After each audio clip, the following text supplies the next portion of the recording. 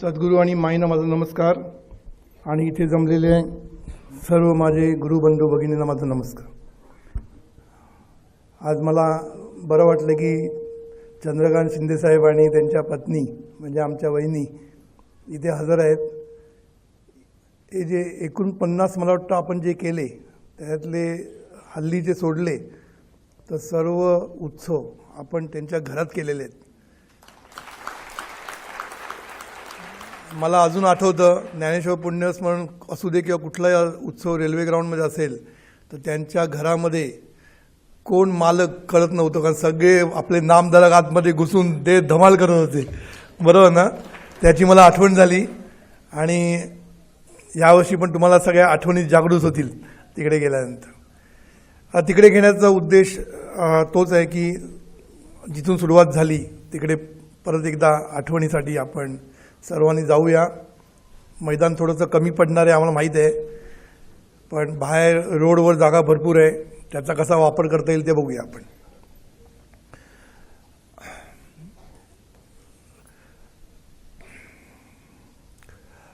दुसरी गोष्ट, इथे मी सच्चिदानंद स्वरूप सुरू करण्यामागची माझी भावना सांगतो. माझी भावनापेक्षा लोकांची भावना, कारण मी बरेच गेले 4 वर्ष बऱ्याच ठिकाणी हिंडलो, म्हणजे शिरूर आणि असे लांब म्हणजे आउट ऑफ बॉम्बे मी खूप जायला लागलो, कारण तिकडे जाणं गरजेचं होतं. पण सर्वांचं म्हणणं असं पडलं की तुम्ही मुंबईकडे दुर्लक्ष करताय आणि मला ते पटलं. आणि मुंबईमध्ये सुद्धा LMS जे व्हायचे लाईफ मॅनेजमेंट त्याच्यामध्ये नामधारकांना बाहेरच बसायला लागायचं. त्यामुळे सर्वांची एक तक्रार होती की तुम्ही मुंबईत काहीच करत नाही आमच्यासाठी. तर ती तक्रार दूर करण्यासाठी मी एक म्हणजे शोध परमेश्वराचा इकडे सुरू केलेला आहे. लवकरच अशी मागणी आलेली आहे की एक वेस्टर्न साईडला व्हावं म्हणून महिन्यातनं एक आता बोरिवली साईडला बोरिवलीला प्रबोधनकार ठाकरे बहुतेक घेणार आणि महिन्यातनं एकदा शोध सुखाचा ही सिरीज सुरू करणार आहे. आणि ठाण्याहून मागणी जोरदार आलेली आहे, तेव्हा मुलुंड ठाण्याच्या दरम्यामध्ये महिन्यातनं एकदा शोध मनाचा, म्हणजे तिन्ही गोष्टी पूर्ण होतील. शोध मनाचा, शोध सुखाचा आणि शोध परमेश्वराचा, या तिन्ही गोष्टीचं म्हणजे. आणि मला तुमच्याबरोबर राहता येईल मुंबईमध्ये आणि तुमची तक्रार राहणार नाही असं वाटतं मला. चालेल ना? ओके ना? कारण इकडे मी करतो त्याबद्दल लांबचे लोक जरा नाराज आहेत, त्यांना यायला लांब पडतं. पण तरीसुद्धा मला एक सांगावंसं वाटतं की लोक काय ते नाव ते कुठून कणकवलीवरनं लोक येत आहेत, म्हणजे मला खरं त्यांचं कौतुक करावं वाटतं. जयश्री चव्हाण आणि धवन, योगेश धवन हे लोक दर महिन्यामध्ये इकडे कणकवलीवरनं येतात न चुकता. आणि डोंबिवली आणि कल्याणच्या पुढचे लोक येतातच आहे, विरारचे पण लोक येत आहेत. तर खरंच सगळ्यांबद्दल मी कृतज्ञता व्यक्त करतो. तर आता आपण पुढे जाऊया. सच्चिदानंद स्वरूप हा आपण विषय घेतलेला आहे. हा विषय खरा म्हणजे इतका डीप आहे ना की कधी कधी मी मागे बघितलं तर वाटतं अरे मी हे कव्हर नाही केलं, हे नाही कव्हर केलं. आणि वंदनावे सगळ्यांची अशी डिमांड आहे की मध्ये मध्ये तुम्ही रिपीट पण करा, म्हणजे मागचं जे झालं आहे ते थोडंसं रिवाईज करत पुढे चला. मला वाटतं अनितानी मला तेच सांगितलं. तर थोडंसं रिवाईज होईल आणि ते रिवाईज होणं गरजेचं पण आहे, कारण एकदा सांगून जर आपण सुधारलो असतो तर काय पाहिजे होतं ना. तेव्हा आपण जो हा विषय घेतला आहे सत, चित आणि आनंद, हे मी पुन्हा सांगतो. सत म्हणजे सत्य, सत्ता, आणि चित म्हणजे शुद्ध जाणीव आणि शुद्ध नेणीव, आणि आनंद म्हणजे सुख आणि शांती.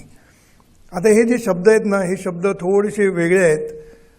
फॉर एक्झाम्पल, आपण आनंद म्हणतो आणि सुख शांती म्हणतो. हे नेहमी जे शब्द वापरतो आपण, आनंद, सुख आणि शांती, याचा संबंध इकडे नाही, हे लक्षात ठेवायचं. हा आनंद म्हणजे स्वानंद आहे. हा आनंद बाहेरून मिळवायचा नाही आहे, तो स्वानंद आहे, म्हणजे आतच आहे. त्याला सद्गुरूंनी बरीच नावं दिलेली आहेत. स्वानंद, परमानंद, ब्रह्मानंद, आत्मानंद, अशी बरीच नावं दिलेली आहेत. पण हा आनंद जो आपण बाहेर मिळवतो तो आणि आतला आनंद, याच्यामध्ये फरक आहे, हे लक्षात ठेवा. सुख आणि शांती ह्याच्यामध्ये सुद्धा फरक आहे. आपण जे सुख म्हणतो ते बाहेरचं सुख भौतिक सुख असतं आणि हे आत्मिक सुख आहे, म्हणून त्याला आत्मसुख म्हटलेलं आहे. आणि शांती जी म्हटली आहे ती मन की शांती आपण जी म्हणतो ती मन की शांती नाही आहे. ही शांती म्हणजे ब्लिस. ब्लिस म्हणजे इनर पीस म्हणजे आत्मशांती त्याला म्हणतात. म्हणजे आत्मसुख आणि आत्मशांती मिळून जे होतो तो स्वानंद. आणि त्या स्वानंदाला इंग्लिशमध्ये ब्लिस नाव दिलेलं आहे. ब्लिस म्हणजे त्यांनी दोन शब्द वेगळे वापरलेत, पीस आणि ब्लिस. मला त्यांचं आवडलं, म्हणजे छान शब्द आहे त्यांचे. आणि सद्गुरूंनी एकीकडे म्हटलं आहे, kill the mind to get the peace. Kill the mind to get the peace. आणि नाही still the mind to get the peace आणि kill the mind to get the bliss असं म्हटलेलं आहे. हा विषय आपण नंतर घेऊ, फक्त मी विषय आला म्हणून सांगितलं की स्टील द माइंड म्हणजे मन स्थिर करायचं आणि मन निवांत करायचं. ती जी शांती होती ती मन की शांती. आणि किल द माइंड म्हणजे हा जो मैं आहे, हा जो मी आहे, ह्याला किल केल्याशिवाय तुम्हाला ती जी आत्मिक शांती म्हणतात ती मिळणार नाही.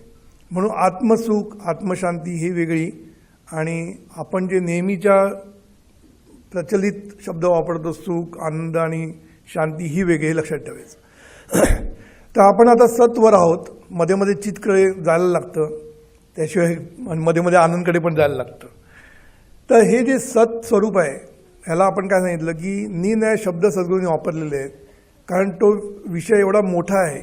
जनरली बाहेर जर तुम्ही बघितलं तर सत म्हणजे एक्झिस्टन्स, अस्तित्व एवढंच म्हणतात. पण सद्गुरूंनी तेवढापुरती मर्यादित ठेवला नाही तो.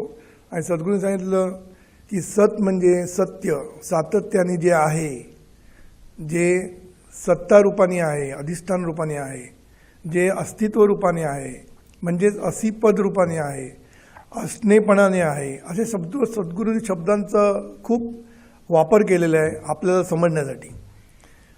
तर त्या प्रत्येकाचा अर्थ मी सांगितलेला आहे एकदा की सातत्याने आहे म्हणजे काय, त्याला काळाचा संबंध नाही. आहे म्हणजे सातत्याने ते आहे, प्रेझेन्समध्ये आहे. आणि ते कसं आहे, अमर आहे, अजर आहे, अखंड आहे, सर्वव्यापी आहे, सगळं सांगितलेलं आहे. मग माझ्या मनात पहिल्यांदा प्रश्न असा यायचा, हे अमर बिमर सांगून काय उपयोग आम्हाला, मी तर मरणार आहे आता. ते अमर आहे म्हणून मला काय आनंद नाही. वाटतो का तुम्हाला आनंद? मी अमर असेल म्हणजे मी जर अमर असेल तर मला बरं वाटेल ना. तो अमर असून काय उपयोग आहे, मला तर मरायचंच आहे. त्यामुळे आपल्याला त्याच्यामध्ये इंटरेस्ट नसतो. पण हे जे तत्व आहे अमर, हे अमर आहे आणि अखंड आहे, सर्वव्यापी आहे. याच्यातनं पण आपल्याला शिकायला मिळतं काय, ते शिकलं पाहिजे, ते महत्त्वाचं आहे.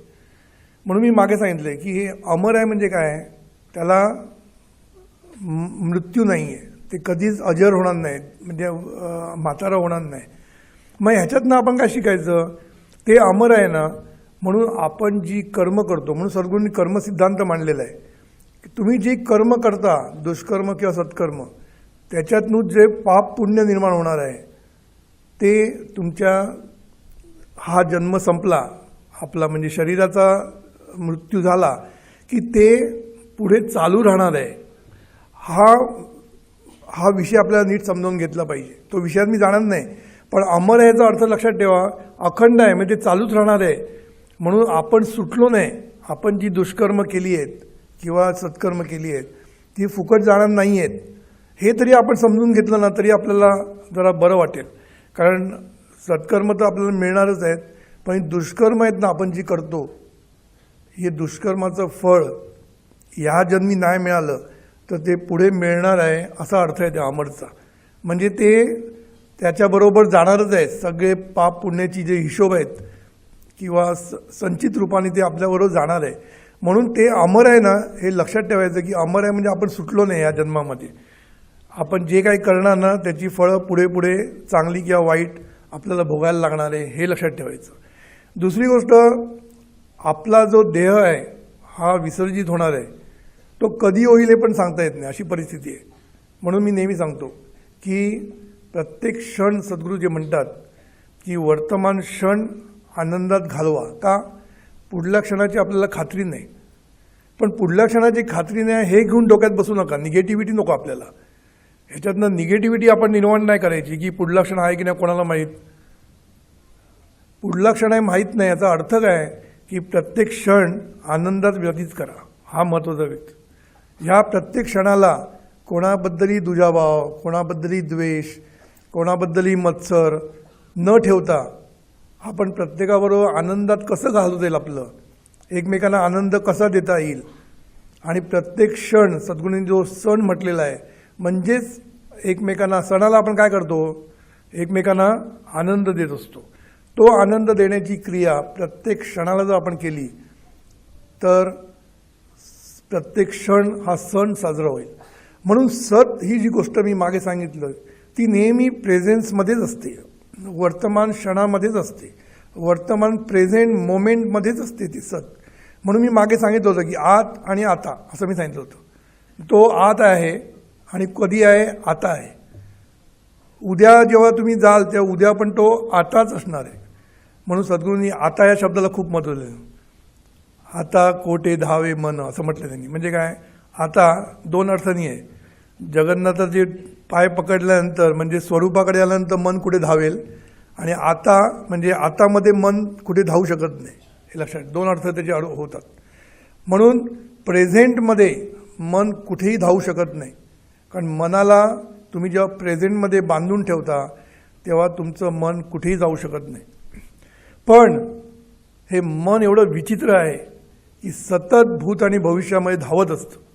ही जी भूतं असतात ना आपल्या मनात बसलेली असतात कायम, आणि त्याच्यामुळे काय होतं माहिती आहे, सतत आपल्याला चिंता, काळजी, अनिष्ट चिंतन हे इतकं चालू राहतं ना. त्याच्यामुळे मी मागे एकदा नॉईज शब्द वापरला होता. कुठे वापरला मला इथे वापरला की नाही माहीत नाही.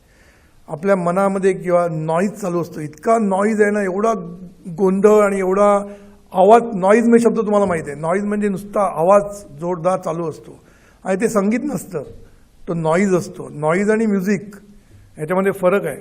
म्हणून तो नॉईज आपल्या डोक्यात सतत चालू असतो, कारण आपलं मन सतत भूत आणि भविष्यामध्ये जात असतं, प्रेझेंटमध्ये राहायला नकार देतं. मन प्रेझेंटमध्ये राहू शकत नाही. म्हणून ते मन भविष्यात जातं तेव्हा ते चिंता काळजी करत असतं, सतत चिंता काळजी, होईल की नाही, होईल की नाही. कुठलीही गोष्ट बघा, चांगली गोष्ट असली ना तरीसुद्धा आपण त्याची काळजी करत बसतो की होईल की नाही. आणि भूतामध्ये आपण सतत जे काही आपलं अपमान झालेले आहेत, आपल्या वाईट गोष्टी घडलेल्या आहेत, त्याचं अनिष्ट चिंतन चालू असतं आपलं. त्यामुळे अनिष्ट चिंतन आणि अनिष्ट चिंता ह्याच्यामुळे आपल्या मनामध्ये नॉईज होतो, नॉईज. आणि नॉईज आपल्याला सहन होत नाही. म्हणून कितीतरी लोक डिप्रेशनमध्ये जातात.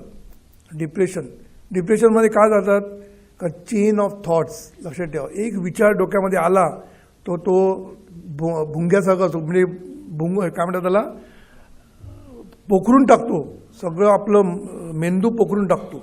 आणि ती चेन ऑफ थॉट सुरू होते. एक चेन आला ना की त्याच्यातनं थॉट सुरू होते आणि त्याच्यातनं तुमचा एवढा भुगा होतो मेंदूचा की शेवटी ते लोक डिप्रेशनमध्ये जातात. लक्षात ठेवा. म्हणून मनाला आवरा म्हटलंय. मनाला आवरून त्याला प्रेझेंटमध्ये बांधून ठेवलं आलं पाहिजे आपल्याला. आणि ही गोष्ट करणं म्हणजे खरं म्हणजे अध्यात्मामध्ये तेच आहे. खरं म्हणजे सद्गुरू तुम्हाला दिव्य साधना जी देतात ती म्हणजे काय, मनाला पकडून त्या सतमध्ये आणून बांधून ठेवायचं. म्हणून सद्गुरू काय म्हणतात, चित्तनी सतला सतचं भान घ्यायचं. चित्तनी सतचं भान घ्यायचं म्हणजे चित्त कोणतरी दुसरी, सत कुठलं ते दुसरा, कधी त्याचं भान घ्यायचं असं काय नाही. लक्षात ठेवायचं आहे ती जाणीवच. पहिलं हे लक्षात ठेवा, दुसरं काहीच नाही. A to Z आहे ती जाणीवच. आणि ही जाणीवेचं अस्तित्व म्हणजे सत, हे लक्षात ठेवा. जाणीवेचं असणेपण, जाणीवेचं अस्तित्व म्हणजे सत. आणि जाणीवेमध्ये जे आनंद आहे ते आनंद स्वरूप आहे, तोच आनंद आहे. म्हणजे जे काय आहे ते जाणीवेमध्येच आहे. आणि मागच्या वेळी मी सांगितले की जाणीवेमध्ये विसर पडलेला आहे. विसर कुठे दुसरीकडे पडलेला नाही, आनंदामध्ये पडलेला नाही किंवा सतमध्ये पडलेला नाही, ते आहे तसं आहे. विसर जो पडला आहे तो जाणीवेत पडलेला आहे. आणि जाणीवेत विसर पडल्यामुळे आपण आपल्या अस्तित्वाचा विसर आणि आपल्या आनंदाचा पण विसर झालेला आहे. म्हणून मी मगाशी म्हटलं की आहेमध्ये जे आहे ना तत्व, हे तत्व आहेमध्ये आहे म्हणजेच प्रेझेंटमध्ये आहे, म्हणजेच वर्तमानमध्ये आहे. हा विषय खूप महत्त्वाचा आहे माझ्या दृष्टीने. म्हणून मी जरा नीट सांगतो तुम्हाला.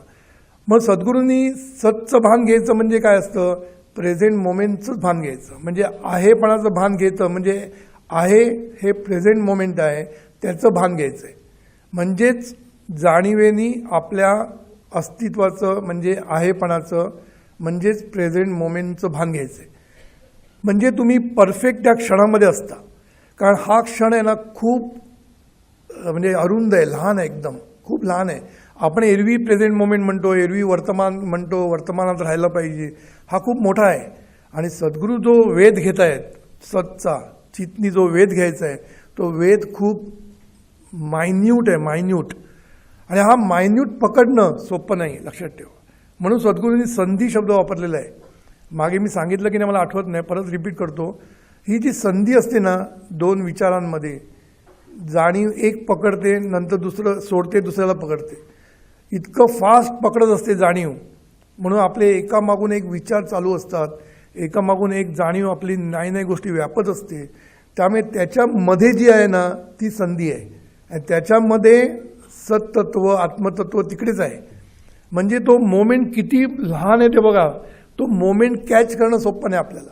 म्हणून संधी याचे तीन अर्थ आहेत. संधी म्हणजे सांधणारी, संधी म्हणजे गॅप, दोन गोष्टीमधली जी गॅप, आणि संधी म्हणजे ऑपॉर्च्युनिटी, म्हणजे निर्णय ऑपॉर्च्युनिटी त्या संधीमध्ये आहेत, हे लक्षात ठेवा. हा जो संधी शब्द आहे ना खूप महत्त्वाचा आहे अध्यात्मामध्ये. म्हणून ही जी संधी आहे गॅप, निद्रा जागृती कधी कळणारच नाही आपल्याला, कधी झोप लागली कळतच नाही आपल्याला, कधी विचार एकामागून एक येतात त्याच्यामध्ये गॅप सापडतच नाही आपल्याला. म्हणजे ही गॅप सापडणं सोपं नाही आहे. आणि ही गॅप सापडण्यासाठी चितनी सतचं भान घ्यायचं असतं. म्हणून ही गॅप जी आहे ना संधी, मी तीन अर्थ सांगितले संधीचे. एक म्हणजे ऑपॉर्च्युनिटीज भरपूर आहेत. ही जर गॅप सापडली आपल्याला, ही जर गॅप संधी पकडली ना आपण, तर तुमचं आयुष्याचं सोनं होऊ शकते, एवढी त्याच्यामध्ये ऑपॉर्च्युनिटीज आहेत. ऑपॉर्च्युनिटी शब्द समजतो ना, त्याला काय मराठी शब्द आहे, संधी शब्द आहे. तो संधी त्या अर्थाने. दुसरी सांधणारी म्हणजे निद्रा जागृती याला सांधणारी ती संधी. आणि संधी म्हणजे गॅप. तर ही गॅप आहे ना कशी मोठी करायची, कारण ती गॅप खूप लहान आहे. आता त्याला अवकाश म्हटलेलं आहे. अवकाश आहे ना, ही सोपं नाही पकडणं तो अवकाश. म्हणून तो अवकाश पकडण्यासाठी काय करायचं असतं हे सद्गुरू शिकवतात. सद्गुरू जी आपल्याला दिव्यबोध दिव्य साधना देतात ना, तर ही गॅप आहे ना पकडण्यासाठी थोडीशी मोठी करायला पाहिजे, माहीत आहे ना. ती जरा मोठी केल्याशिवाय सापडणार नाही ना. म्हणून ती मोठी कशी करायची आणि त्याच्यामध्ये कसं घुसायचं आतमध्ये, कारण आतमध्ये आत्मतत्व आहे, वरवर मिळणार नाही तुम्हाला. म्हणून त्या संधीमध्ये आतमध्ये जाण्यासाठी साधना आहे. म्हणून पहिली संधी अशी मोठी करता आली पाहिजे. म्हणजेच तो गॅप आहे ना जर वाढवला ना की मग घुसू शकतो आपण. कधी कधी दरवाजामध्ये गॅप असेल तर थोडी मोठी करून काहीतरी घुसवतो ना, काठी बिठी घुसवतो. तसं तुम्हाला या संधीमध्ये घुसण्यासाठी आहे ना गॅप जरा मोठी केली पाहिजे, त्याच्या घुसणं येणार नाही आतमध्ये. आणि ही गॅप मोठी करण्यासाठी निवांत, सद्गुरूंनी सांगितलं पहिली स्टेप काय, पहिली स्टेप निवांत, दुसरी स्टेप काय चित्तशुद्ध असं म्हटलेलं आहे. म्हणून हे चित्तशुद्ध ही पुढली स्टेप आहे. पहिलं तुम्हाला निवांत झालं, निवांत होतो म्हणजे काय हो, निवृत्त होतो, विचाररहित होतो. विचाररहित झालं की गॅप झालीच, कारण एक विचार आणि दुसरा विचार याच्यामध्ये एक मोठी गॅप आपण निर्माण करतो. आणि तिकडेच ते आत्मतत्व असतं, पण ते लगेच सापडत नाही, नुसतं निवांत होऊन सापडत नाही. मी बरेच लोकांचं ऐकतो ना, ते लोक निवांतपर्यंत जातात, कारण नुसतं निवांत होण्यामध्ये सुद्धा मजा असते. तुम्ही करून बघायचं, नुसतं थॉटलेस स्टेटमध्ये जर तुम्ही गेला तर तुम्हाला खूप आनंद होतो आणि त्यांना वाटतं हाच आनंद आहे. आणि ते निवांतामध्ये राहतात, पण त्यांना एक्झॅक्टली काय करायचं माहीत नसतं, कारण सद्गुरूंनी ते आपल्याला शिकवलेलं आहे त्याच्यात काय करायचं पुढे ते. म्हणून हा जो गॅपमध्ये जे आत्मतत्व आहे ना ते खोल आहे आतमध्ये, असं लगेच वरवर मिळणारं नाही आहे. मग त्याच्यामध्ये खोल कसं जायचं ते सद्गुरू आपल्याला दिव्य साधनेमध्ये शिकवतात. ते मी काय इथे घेणार नाही आहे, पण तुम्हाला फक्त काय सांगतोय मी की सतनी चितनी सतचं भान घेणं म्हणजे आहे त्याचं भान घेणं. आणि जेव्हा तुम्ही आहे त्याचं भान घेता तेव्हा तुम्ही आहेमध्ये राहता. आणि जेव्हा तुम्ही भान घेत असतात तेव्हा तुमचे विचार बंद होत जातात, कारण जे मन विचार करणारं मन आहे ना ते मन प्रेझेंटमध्ये मुसक्या बांधून ठेवलेलं असतं. त्याला हालायलाच जागा देत नाही आपण. पण तरीसुद्धा साधना करणाऱ्या लोकांना माहिती आहे कसा एक फटका मिळतो आणि परत विचारामध्ये जातो आपण. थोडा वेळ पण राहता येत नाही निवांत थोडा वेळ पण राहता येत नाही आपल्याला. लगेच एक फटका बसतो मायेचा आणि पुन्हा आपण घसरतोच. म्हणून मग मी माइंड मॅनेजमेंटचा अर्थ सांगितला. मनाला आवरायचं, मनाला सावरायचं, मनाला सजवायचं आणि मनाला जोडायचं. हे 4 गोष्टींनी माइंड मॅनेजमेंट होते, लक्षात ठेवा. म्हणून पहिली गोष्ट मनाला आवरणं. हे जे चंचल मन आहे ना, आवरत नाही आपल्याला, आवरत नाही. याला मनाला आवरून स्थिर करणं हेच पहिलं कठीण काम आपल्याला करायला पाहिजे सुरुवातीला. म्हणून सद्गुरूंनी काय सांगितलं की पहिलं आहे ना, हे निवांत होण्यासाठी सद्गुरूंनी सांगितलं की अहंकार कमी झाला पाहिजे. पातळ शब्द वापरले सद्गुरूंनी. पातळ, मला आवडला शब्द तो. पातळ केला की आपल्याला बरं वाटतं, समजलं हा काहीतरी पातळ होते, समजायला सोपं पडतं ना. म्हणून सद्गुरूंनी सांगितलं की अहंकारा पातळ व्हायल्याशिवाय तुम्ही निवांत होऊ शकत नाही. आणि अहंकार म्हणजेच हवेपणा, लक्षात ठेवा. हवेपणा, अहंकारात तर हवेपणा तयार होतो. म्हणून हवेपणा जितका संसारात जास्त गुंतलेला आहे हवेपणाने, तितकं निवांत होणं कठीण असतं. निवांत होणं कठीण असतं. आणि निवांत एकदा व्हायला लागला तो, आणि हळूहळू त्याला त्याच्यातच मजा वाटायला लागते. मग हळूहळू त्याच्यातनं पुढे सद्गुरूंनी सांगितलं वैराग्य येतं. संतुष्ट असतो माणूस, त्याला काही लागत नाही. कारण त्याला कळतं की इथेच सुख आहे, इथेच सुख आहे. ते सापडलं एकदा की मग बाहेरच्या सुखाकडे लक्ष जात नाही. म्हणून मग काय होतं, वैराग्य येतं. मी एकदा सद्गुरूंना विचारलं की ही साधना जर जास्त वेळ केली तर वैराग्य येणार आहे. मग वैराग्य आलं तर मग प्रपंच कसा करणार आपण, आणि राष्ट्राला महासत्ता कसं करणार, हो की नाही. सगळेच जर वैराग्य घेऊन बसले, असलं तरी चालेल, नसलं तरी चालेल. आपल्याला पाहिजे ना. तुम्ही नाही घेतलं तर मग चालणार कशा कंपन्या. त्यामुळे वैराग्य, मी सद्गुरूंना विचारलं, म्हटलं वैराग्य चांगलं आहे का. सद्गुरू बोलला जास्त भांगडी पडू नको. वैराग्यापेक्षा आहे ना, आपण जी जीवनविद्या सांगतो ना बॅलन्स करायला, त्याच्यामध्ये जास्त लक्ष घाल. म्हणजे काय, निवांत हुकमी निवांत होता आलं पाहिजे. मनाला बांधून ठेवता आलं पाहिजे. कधी जाणीवेला सोडायचं नाही, आपल्याला पाया तेव्हा धरून. म्हणजे जाणीवेला भरकटत द्यायचं नाही. जाणीवेनं आपल्याला यूज नाही केला पाहिजे, जाणीवेला आपण यूज केलं पाहिजे. कारण जाणीव जेव्हा आपल्याला यूज करते तेव्हा आपण भरकटत जातो, आणि आपण जाणीवेला पकडून ठेवतो तेव्हा आपली भरभराट होते, असं सगळं सांगितलं. मग जाणीवेचा कंट्रोल आपला पाहिजे. जाणीवेचा आपल्याला कंट्रोल आहे. सध्या आपण कुठला विचार करतोय कोणालाच माहीत नसतं, कोणालाच माहीत नसतं. पण हे सगळेजण म्हणतात मी चांगला विचार करतो. कोणालाही विचारतो कशी आहे, मी चांगली आहोत, सरळ मार्गी आहे मी. मला एकाने परवाच म्हटलं आम्ही सरळ मार्गी आहोत. मी मनात म्हटलं प्रत्येकजण असं म्हणतो. इथे बसलेला कोणाला वाटतं आपण वाकड्या मार्गाचे आहेत, कोणालाही वाटत नाही. प्रत्येकाला वाटतं आम्ही सरळ मार्गी, आम्ही चांगलेच विचार करतो. आम्ही कधी सांगतो ना लोकांना शुभचिंतन करेन, शुभचिंतनच करतो. अरे वा, म्हणजे आम्हीच वेडे आहोत इथे येऊन शिकतोय ते. शुभचिंतनच करतो आम्ही. आम्ही पॉझिटिव्हच आहोत. बोलताना कळतं सगळं निगेटिव्ह बोलतोय ते. म्हणजे प्रत्येकाला असं वाटतं की मी पॉझिटिव्हच बोलतो, मी द्वेष करत नाही, मी मत्सर करत नाही, मी सरळ मार्गी आहे, मी काही दुष्कर्म करत नाही, असं प्रत्येकाला वाटतं. पण मायक्रोस्कोपिक लेवलला जी आपण करतो ना, मायक्रोस्कोपिक लेवलला तर जाऊन दे, तेवढे आपण वाईट नाही आहोत. तेवढे नामधारक तरी मायक्रोस्कोपिक करत नाही, पण मायक्रोस्कोपिक करत असतात. म्हणजे काय, मत्सर, द्वेष, तिरस्कार, लोकांबद्दल हे करणं, बोलणं, हे सगळं चालू असतं आपलं, पण आपल्याला वाटत नाही आपलं. परवा सुभाषनी मला एक हे पाठवलं, व्हॉट्सअपवर पाठवलं. काय, आईना साफ किया तो मैं देखा, आईना साफ किया तो मैं देखा, मई को साफ किया तो तू देखा. म्हणजे काय, बरोबर आहे ना, असंच आहे ना ते. आईनं साफ केला तेव्हा तू स्वतःला पाहिलं त्याच्यामध्ये. आता ह्याचा अर्थ मी 2 रीतीने करतोय. आईनं साफ म्हणजे फक्त त्या अर्थाने जाऊ नका की मी साफ केल्यानंतर मी दिसलो, फक्त स्वतःचं रूप दिसलो, मग स्वतः कसं आहे हे पण दिसलं पाहिजे. कळलं ना. म्हणून आरसा साफ करायचा म्हणजे काय, आपण कसे आहोत हे आपणच थोडंसं रिव्ह्यू घेतला पाहिजे आपल्याला. आपण कुठे चुकतोय, आपण खरंच निगेटिव्ह विचार करतो की पॉझिटिव्ह करतो, हे सगळं आईना साफ करण्याचं आहे, लक्षात ठेवा. आणि आईना साफ केल्यानंतर तुम्ही स्पष्ट दिसायला लागता त्या आरशामध्ये. मग फक्त तुमचं रूप बघू नका, तुमचं कसा स्वभाव आहे, तुम्ही कसे वागता याचं जरा भान घ्या. हे पण भान घ्यायचं असतं. आपण कधीतरी आपण असं भान घेऊया आपलं स्वतःचं, की मी काय करतोय, मी खरंच दुष्कर्म करतोय की सत्कर्म करतोय. कारण सद्गुरूंनी टाहो फोडून सांगितलं की सत्कर्म करा, दुष्कर्म करू नका, हे करा, ते करा, ते करा, सगळं सांगितलं. पण आपण ते करतो की नाही, थोडंसं मला वाटतं नामधारकांनी थोडंसं एक रिव्ह्यू म्हणतात ना, आत्मपरीक्षण हे केलंच पाहिजे मला असं वाटतं प्रत्येकाला. आणि हे आत्मपरीक्षण रोज करा, रोज.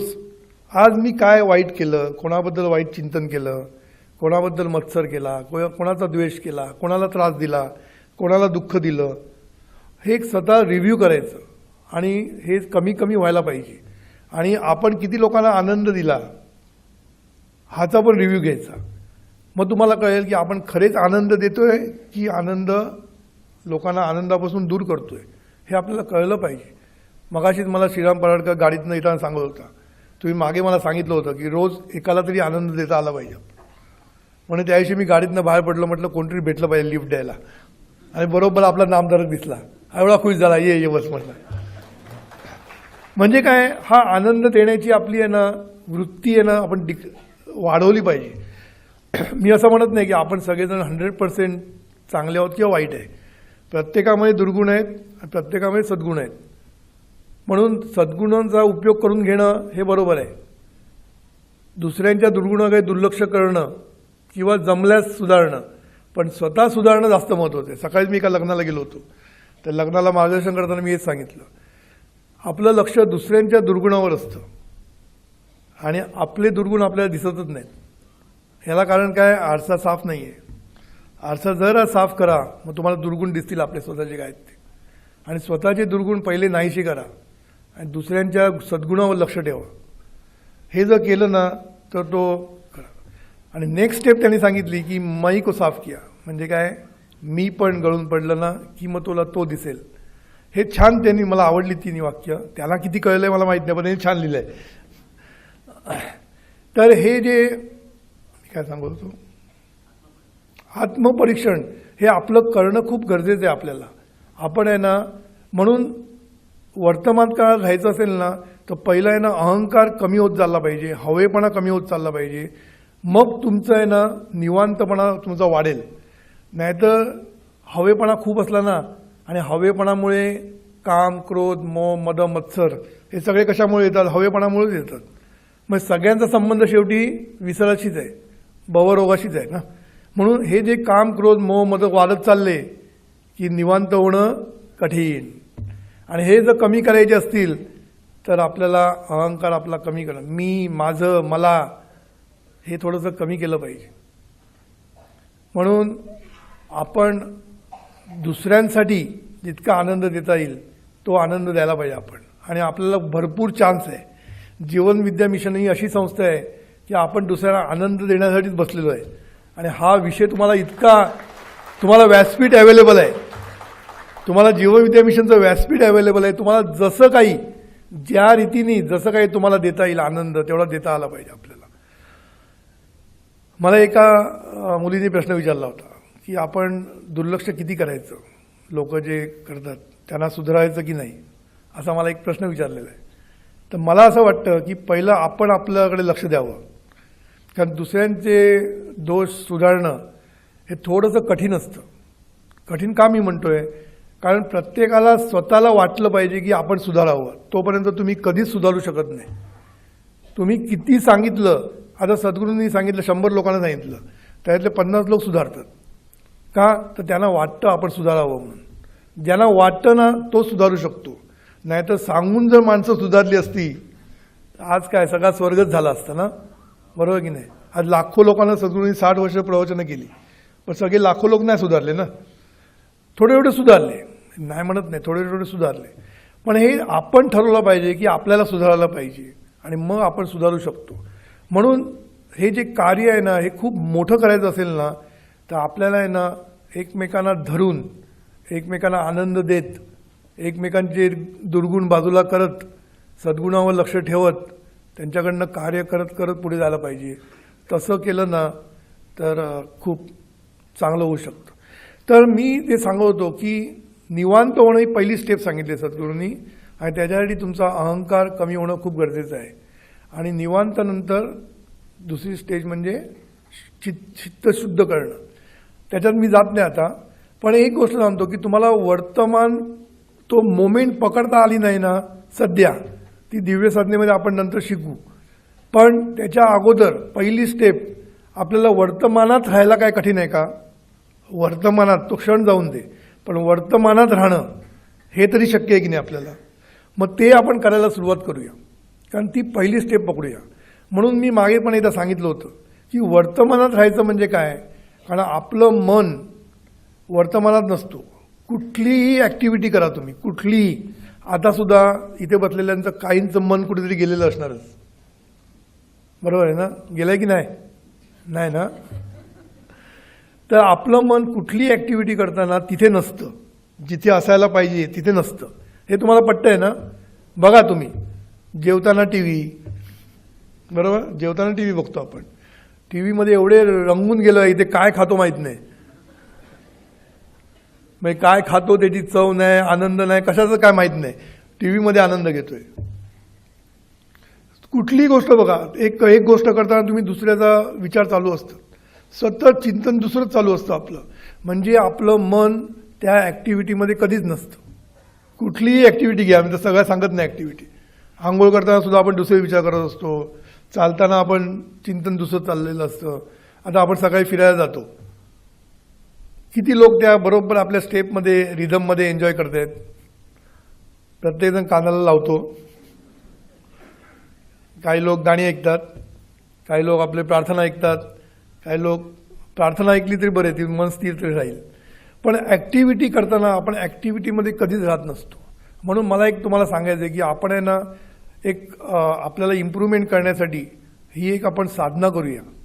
ही साधना म्हणजे काय, प्रत्येक ॲक्टिव्हिटीमध्ये मन आपलं तिकडेच थांबून आपण ती ॲक्टिव्हिटी करायची. मग कुठली असू दे, चालण्याची असली तर चालताना तो रिदम असतो, तो रिदम एन्जॉय करायचा, म्हणजे चालणं एन्जॉय करायचं, पिताना पिणं एन्जॉय करायचं, खाताना खाणं एन्जॉय करायचं, सगळ्या गोष्टी त्या त्या वेळेला एन्जॉय करायच्या. आणि तो आपलं मन दुसरीकडे जायलाच द्यायचं नाही. करून बघा, कारण काय असतं माहिती आहे, एकदम दिव्य साधना मागतात ना आकाशमार्ग, तो एवढा आकाशमार्ग सोपा नसतो लगेच. म्हणून पहिल्यांदा हा मार्गावर तुम्ही या, बरोबर. मग आता सद्गुरूंनी आपल्याला एक साधना शिकवली, ती पण मी इथे शिकवणार नाही, भावसाधना सद्गुरूंनी म्हटली. ती म्हणजे काय, करता विठ्ठल, बरोबर. ती आता डिटेलमध्ये तुम्ही तो आपण ह्याला करूया, पूर्वतयारीमध्ये करूया. पण करता विठ्ठल ही साधना आहे ना, प्रत्येक ॲक्टिव्हिटीमध्ये. समजा आता तुम्ही चहा पिताय, बरोबर. चहा पिताना पहिलं स्मरण व्हायला पाहिजे की करता विठ्ठल. आता ते कसं ते तुम्ही नंतर ज्यांनी केलं त्यांना कळेल, ज्यांनी नाही केलं त्यांनी करा. सगळं आता इथे सांगू शकत नाही. हां, तो पहिला स्मरण आपल्याला त्याचं व्हायला पाहिजे की करता विठ्ठल. नंतर त्या ॲक्टिव्हिटीमध्ये पूर्ण एकरूप होऊन ती ॲक्टिव्हिटी पूर्ण करायची. थोड्या तरी ॲक्टिव्हिटी करता येतील आपल्याला, संपूर्ण दिवस नाही करता आलं तरी काही काही ॲक्टिव्हिटी ठरवायच्या, जसे सद्गुरूंनी 13 दिलेले आहेत. त्या 13 ॲक्टिव्हिटी आपण करून त्यात पूर्णपणे एकरूप होऊन त्याच्यामध्ये आपण केलं पाहिजे. फॉर एक्झाम्पल, आपण चहा पितो किंवा सूप पितोय, सगळ्या सेन्सेसनी आपण ते सूप पित असतो. खरं म्हणजे प्यायला पाहिजे, पण आपली जाण नसते तिकडे. आता सूप पिताना चव घेणं, त्याचा वास घेणं, त्याचं जे गिळताना तो जे गिळणं असतं त्याचा आनंद घेणं, हे सगळं आहे ना आपण त्याच्याकडे बघणं, त्याचं रूप पण बघणं कसं आहे, अरे काय सूप छान दिसतंय, हे सगळ्या अँगलनी तुम्ही जर त्याकडे बघितलं आणि सूप प्यायला लागला तर तुमचं मन इथे तिथे कुठेही जाणार नाही, तिकडेच पकडून राहील. आणि हे पण करणं सोपं नाही, हे थोड्या वेळ करून लगेच जातं मन कुठेतरी. पण हा तरी एक्झरसाईज आपण करूया की काही काही ॲक्टिव्हिटीमध्ये पूर्ण लक्ष घालून पूर्ण एकरूप होऊन तिथे बघायचं. ते केल्यानंतर काय म्हणायचं, कृतज्ञतेने म्हणायचं. खरं म्हणजे ते पहिलं म्हणूया, पण नंतर एकरूप होऊया. पहिलं म्हणजे करता विठ्ठल, बरोबर, ती भाव साधना झाली. नंतर काय, कृतज्ञतेची साधना, कारण हे सूप मिळालं, मी पितो आहे, पिऊ शकतो आहे याच्याबद्दल कृतज्ञता, शरीराची कृतज्ञता, देवाची कृतज्ञता, बरोबर. नंतर हे सुख ज्यांनी दिलं त्याच्याबद्दल कृतज्ञता, ज्याच्यामुळे मिळालं, मग बायको असं कोण दिली त्याच्याबद्दल. तर सर्वांबद्दल एक कृतज्ञता व्यक्त करायची आणि मग त्या पिण्यामध्ये पूर्णपणे एकरूप व्हायचं. म्हणजे 3 स्टेप आपण जर रोज प्रत्येक थोड्या ॲक्टिव्हिटी, सगळं जमणार नाही आपल्याला एकदम, थोड्या ॲक्टिव्हिटी फिक्स करा कुठल्या तरी. आणि त्या ॲक्टिव्हिटीमध्ये या 3ही साधना करून बघा. म्हणजे याच्यामध्ये सद्गुरूंनी आपल्याला 3ही साधना दिलेल्या आहेत. एक म्हणजे कृतज्ञतेची साधना दिलेली आहे, एक प्रेझेंटमध्ये राहण्याची साधना, आणि एक कर्ता विठ्ठल म्हणजे भाव साधनेची साधना. ही साधना जर आपण करायला लागलो ना तर आपण आहे ना वर्तमानात राहायला सुरुवात करू. म्हणून तुम्ही हे करून बघा की जरा तुम्हाला चिंता काळजी झाली ना की सगळं सोडून द्यायचं आणि वर्तमानात राहायला प्रयत्न करायचा. आता वर्तमानात कसं राहायचं हे प्रत्येकाने बघायला पाहिजे. कसं राहायचं ते विचार पुढला करायचाच नाही, काळजी बंद करून टाकायची. कारण काळजी चिंता करून आपल्याला काहीच फायदा होत नसतो आयुष्यामध्ये. ते चिंता करून काय प्रॉब्लेम सुटले असतील तर आपण केलं असतं तर फायदा आहे ना. चिंता करून जर प्रॉब्लेम सॉल्व्ह होणार नसतील तर चिंता कशाला करायची, सोडून द्या, बरोबर. मागे घडल्याचं अनिष्ट चिंतन कशाला करत बसायचं, त्याने काय फरक पडणार आहे. उलट अनिष्ट चिंतन ज्यांच्याबद्दल करतो आपण त्यांच्याबद्दल आपली मनं जोडली जात नाही, उलट मनं दुभंगली जातात. कारण चिंतनाने मनं जोडली जातात, लक्षात ठेवा. आणि जोडली आणि मनं दुभंगली पण जातात चिंतनाने, हे लक्षात ठेवायचं. म्हणून अनिष्ट चिंतन करण्यापेक्षा शुभचिंतन करा आणि चिंता काळजी करण्यापेक्षा वर्तमानात राहा, वर्तमानातल्या ॲक्टिव्हिटीमध्ये एन्जॉय करा. आता वर्तमानात राहण्यासाठी शेवटचा अजून एक उपाय सद्गुरू सांगितला म्हणजे विश्वप्रार्थना म्हणा. जर काळजी चिंता वाटायला लागली की विश्वप्रार्थना म्हणत म्हणत मन स्थिर करायचा प्रयत्न करायचा, असं करायला पाहिजे. तर हे जे तुम्ही वर्तमानात राहणं म्हणतात ना, हे जर तुम्हाला जमायला लागलं तर खूप तुम्हाला मजा येईल. आणि हे मी सगळं करतोय म्हणून तुम्हाला सांगतो, मी कुठलीच गोष्ट न करता सांगत नाही, लक्षात ठेवा. कारण सद्गुरूंनी सांगितलं आहे की सद्गुरू आपण शाब्दे परीची निष्णात म्हणतो, पण ते शब्द वापरतात ना ते अनुभवातनं वापरतात. म्हणजे त्यांचं उलटं असतं, त्यांना अनुभव माहीत असतो आणि मग ते शब्दात मांडतात. आणि आपण शब्दात मांडतो, अनुभव नसतो, मग आपली प्रगती होत नाही. म्हणून सद्गुरूंनी काय सांगितलं, एकदम अनुभव तो फायनल घ्यायला भांगडी पडू नका. लहान लहान गोष्टी सद्गुरू ज्या सांगतात ना त्याचा अनुभव घ्यायला सुरुवात करा. म्हणजे सद्गुरू सांगितलं निवांत हो, करून बघ ना, थोड्या वेळ का होईना करून बघ, पाहणाऱ्याकडे पहा, थोड्या वेळ तरी बघून घे. हे जेव्हा तुम्ही पाहायला लागतात ना किंवा सद्गुरू सांगतात ते अनुभव घ्यायला लागतात ना, मग ते ज्ञान आपल्याला समजायला लागतं. कारण शब्दातनं ज्ञान कधीच मिळणार नाही, तुम्ही किती शब्द वापरा. सत चित आनंद हे नुसते शब्दांचे खेळ किती केले तरी तुम्हाला तो सत म्हणजे काय एकदा ती कळणार नाही, चित म्हणजे कळणार नाही, आनंद कळणार नाही. म्हणून त्याचा अनुभव घेत घेत शिकायचं आपल्याला. अनुभव घेत, पूर्ण नाही म्हणत मी, छोटे छोटे अनुभव घेत आपण जर शिकत गेलो पुढे तर आपण काय शब्दातनं आपल्याला अनुभव घ्यायचा आहे, हा लक्षात द्या. आपला उलटा मार्ग आहे. सद्गुरू अनुभवातनं शब्द सांगतायत, त्यामुळे आपलं जास्त कठीण काम आहे, समजलं ना. तर हे जे आपण करायला पाहिजे ना, तर त्याच्यासाठी वर्तमानात राहणं, आहेमध्ये राहणं, हे सत स्वरूपाकडनं आपण शिकलं पाहिजे. नुसतं सत सत सत्य असत्य हे बोलून काय उपयोग नाही. सतचा उपयोग डेली जीवनामध्ये कसा करायचा ते मी सांगतोय. नाही तर काय सतबद्दल कोणालाही विचार, सत म्हणजे काय, सत म्हणजे सत्ता, सत म्हणजे शक्ती, सत म्हणजे सातत्य, हे सांगायला सोपं आहे. त्याचा उपयोग कसा करायचा हे महत्त्वाचं आहे. त्याचा उपयोग मी सांगितलं. एक म्हणजे प्रत्येक क्षणाला आनंद घ्यायला शिकायचं, आनंद द्यायला शिकायचं आणि प्रत्येक क्षणामध्ये राहायला शिकायचं. आणि करून बघा, तुमची काळजी चिंता सगळी मिटेल. कारण काळजी चिंता करून काहीच फायदा होणार नाही. पण सतमध्ये राहिला ना तर ऑपॉर्च्युनिटीज दिसतील, हे लक्षात ठेवा. सतचा अर्थ मी सांगितलं, एक संधीचा अर्थ काय सांगितलं, ऑपॉर्च्युनिटीज. म्हणजे काय, तुम्ही तिकडे असताना तेव्हा तुम्हाला ऑपॉर्च्युनिटीज दिसतात. तुमचं मन इथे तिथे भरकटलेलं असेल तर ऑपॉर्च्युनिटी दिसत नाही. हा एक महत्त्वाचा मुद्दा लक्षात घ्या. तुम्ही जेव्हा चिंता काळजी करतात ना तेव्हा तुम्ही सैरभैर होतात. आता आपल्या घरामध्ये कोणाला काही अटॅक आला की आपण चिंता काळजीमध्ये एवढे मग्न होऊन जातो, काय करू काय नको असं होऊन जातो आणि काय करायला पाहिजे ते आपलं लक्ष नसतं, कळलं ना. म्हणून ही संधी, या संधीमध्ये राहाल तुम्ही तेव्हा तुम्हाला आहे ना संधी सापडतील. अरे 10 गोष्टी माहीत पडतील काय करायचे त्या. आणि आहे ना ती संधी उपलब्ध होते तुम्ही जर तिकडे राहिला तर. कारण ते साधनेचं बळ आहे, लक्षात ठेवा. ती शक्ती आहे तिकडे. सच्चिदानंद आहे ना, एक पॉवर आहे आपली खरी, म्हणजे खूप पॉवर आपल्याकडे आहे ती. मग त्या पॉवरचा उपयोग त्या वर्तमानातच असतो, बाकी कुठेही त्या पॉवरचा उपयोग होत नाही, लक्षात ठेवा. म्हणून आनंद, उत्साह, सद्बीत सगळं तुम्हाला त्या वर्तमानातच मिळणार आहे, वर्तमानाशिवाय कुठेही मिळणार नाही. हे तुम्ही नीट समजावून घ्या माझ्याकडनं. नाही समजलं मला विचारा परत. तुम्हाला कळतंय ना मी काय म्हणतो ते. वर्तमानात जेवढे तुम्ही राहाल तेवढी तुमची चिंता काळजी कमी होईल आणि तेवढे तुम्हाला सक्सेस मिळत जाईल. यश, उत्साह सगळ्या गोष्टी त्या वर्तमानात आहेत, कारण तिकडेच संधी आहे, हे लक्षात ठेवा. ऑपॉर्च्युनिटी लक्षात ठेवा, तिथेच ऑपॉर्च्युनिटी आहे आणि तिथे ऑपॉर्च्युनिटी खुल्या होत जातात, तुमच्याकडे खुल्या होत जातात. कोण खुलं करतं? सच्चिदानंद स्वरूपच तुमच्यासाठी खुलं करत असतं, कारण त्याला सगळं माहीत असतं. तुम्हाला इंट्युशननी सगळं देत असतो.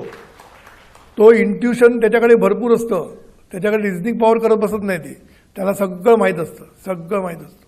त्याला जीपीएस आहे ते तुम्हाला योग्य डायरेक्शन, चिंता काळजी नाही करायची. आता तुषार राणे मस्तपैकी लावून बसतो जीपीएस आणि मस्त आरामात राहतो. का? नाही तर चिंता, अरे कुठे वळायचं, काय वळायचं, काय नाही. जीपीएस सांगतं आता वळा. आणि जीपीएस कसं आहे माहिती आहे? जीपीएस कसं असतं, पुढे गेलं ना तर गप्प हे म्हणत नाही की चुकला ना तर मर, असं म्हणत नाही. चुकला, माझं ऐकलं नाहीस ना, मर, असं म्हणत नाही. तो म्हणतो आता युटर्न घे, बरोबर ना, युटर्न घे आणि परत जा, ये मागे. तसं हे जीपीएस बसलेले आतमध्ये.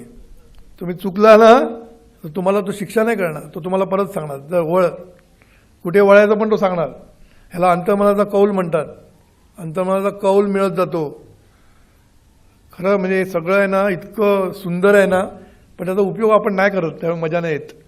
आपल्याला सांगतो तुम्हाला, हे अंतर्मनाचा कौल तुम्हाला मिळत राहील तुम्ही जर वर्तमानात राहिला तर. चिंता काळजी केली ना तर अंतर्मन तुम्हाला, म्हणजे अंतर्मनाचा आवाज तुम्हाला ऐकूच येणार नाही. कारण शेवटी आता तुम्ही सगळे ऐकतात का? शांतता आहे ना इकडे. पण इथे जर गोंधळ घातला कोणी तर तुम्हाला माझं बोलणं ऐकूच येणार नाही ना. तसं अंतर्मनाला हा जो मधला गोंधळ आहे ना, नॉईज चाललेला आहे, त्यामुळे अंतर्मनाचा कौल तो देतच असतो बिचारा, तो त्याचं काम करतच असतो, पण आपल्याला ऐकू येत नाही. त्याला आपण काय करायचं? म्हणून तो ऐकायचा असेल ना, निवांत निवांत झालं की कौल ऐकू येईल, कौल. आणि तो कौल तुम्हाला काय सांगेल? जीपीएस, जा पुढे, चुकलास मागे, युटर्न घे, जा या साईडला, सगळं सांगणार तो. लक्षात, तुम्हाला काही करायची गरज नाही, फक्त तुम्ही निवांत राहायला पाहिजे. निवांत राहिले की सगळ्या गोष्टी आपोआप मिळतात. एनर्जी मिळते किती माहिती आहे? निवांत राहिलं की एनर्जी मिळते. कारण आपली एनर्जी सगळी ही मन आहे ना, एनर्जी फुकट घालवतं आपलं. चिंता, काळजी, अनिष्ट चिंतन, याच्यामुळे आपलं एनर्जी वेस्ट होते आणि आउटपुट झिरो.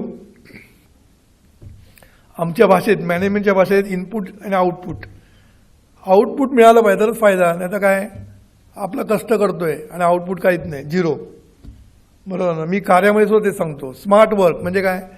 स्मार्ट वर्क म्हणजे काय म्हणतात, खर्च कमी, एफर्ट्स कमी, रिझल्ट्स मोठे, याला म्हणतात मॅनेजमेंट.